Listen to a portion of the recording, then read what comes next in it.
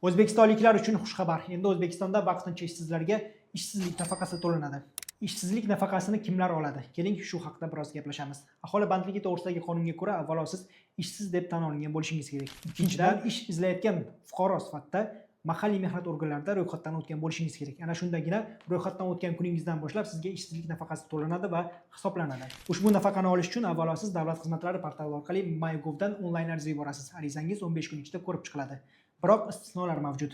Oxirgi 10 kun ichida siz mahalliy mehnat organlariga tashrif buyurish orqali ular taklif qilgan ishlarni ko'rib chiqishingiz va ular taklif qilgan ishlarda ishlashingiz kerak. Ana shundagina siz ishlashga rozilik bildirmasangiz, bordi ular sizga ish topib bera olmasa, shundagina siz ishsizlik nafaqasini olishingiz mumkin bo'ladi. E'tibor qiling, muhim jihat. Aholi bandligi to'g'risidagi qonunning 45-moddasiga ko'ra ushbu nafaqani olmaydigan shaxslar ro'yxati ham berib o'tilgan. Keling, shu haqida tanishib chiqamiz.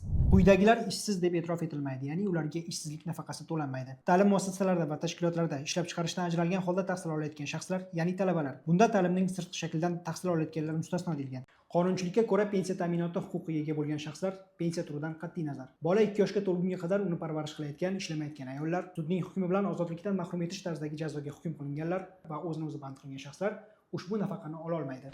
Ya'ni sirtqi ta'lim zavodida o'qiyotgan talabalar ushbu nafaqani bemalol olishi mumkin.